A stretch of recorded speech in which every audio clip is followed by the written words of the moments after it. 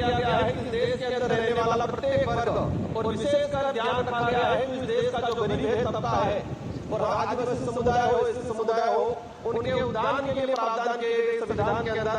लेकिन आज बड़े दुख के साथ कहना पड़ रहा है कि 75 वर्ष हो गए, लेकिन संविधान के अंदर जो आदिवासी समुदाय के हित में जो प्रावधान बने हुए हैं, अनुच्छेद 244 के अंतर्गत 5वीं अनुसूची, अनुच्छेद 244(2) के अंतर्गत 6ठी अनुसूची के तहत अनुसूचित क्षेत्र जनजाति क्षेत्र के प्रावधानों को आज तक धरातल पे लागू नहीं किया गया है।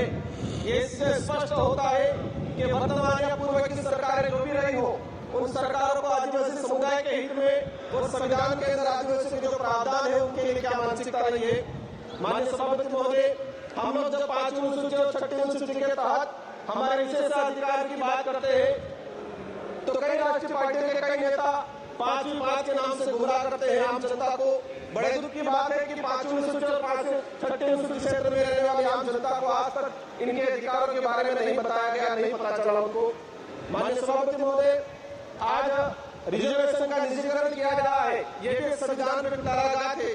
जातिगत जनगणना की लंबे समय से मांग चल रही है, जातिगत जनगणना नहीं हो रही है, ये भी संविधान में कहीं न कहीं करारागत है। मणिपुर की जो घटनाएं हुई है उससे भी ये सिद्ध होता है कि संविधान में कहीं न कहीं करारागत है। माननीय सभापति महोदय, इस अवसर पर मैं भीमराव अम्बेडकर जी, बाबा साहब जयपाल सिंह मुंडा, नेहरू जी, ऐसे कई महापुरुषों को याद करना चाहूंगा जिन्होंने इस देश को शानदार संविधान दिया है। और इसी अवसर पर आज ही के दिन जो शहीद हुए सैनिक है, इनको भी नमन करना चाहूंगा।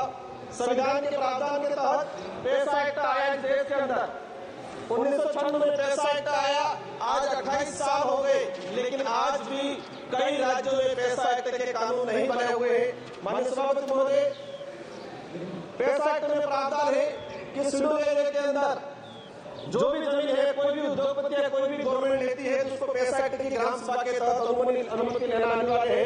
लेकिन आदिवासी क्षेत्र के अंदर देखा गया है कि राष्ट्र हित के नाम से भूमि अधिग्रहण की जाती है, पैसा एक्ट को नजरअंदाज किया जाता है। हमने कई जगह देखा खनन के नाम पे पैसा एक्ट के तहत ग्राम सभा का बिना परमिशन के और लिया गया, कहते हैं राष्ट्र हित। आदिवासियों का घर उजाड़ के किसी उद्योगपतियों को जमीन देना कौन सा राष्ट्र हित है? आप देख सकते हैं, सबसे बड़ा उदाहरण है हसदेव का, जहां पर फंसी ग्राम सभा गठित किया गया।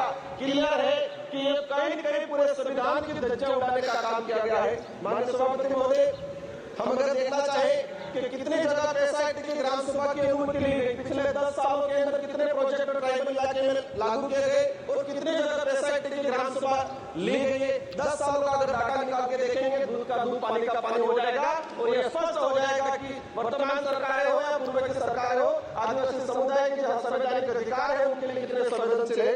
माननीय सभापति महोदय, आज अगर हम बात करें, जब जयपाल सिंह मुंडा संविधान सभा की जो चर्चा हो रही थी तो जयपाल सिंह मुंडा ने कहा था कि आदिवासियों को लोकतंत्र सिखाने की जरूरत नहीं है, आदिवासियों से लोकतंत्र सीखने की जरूरत है जो हजारों सालों से जीता आ रहा है।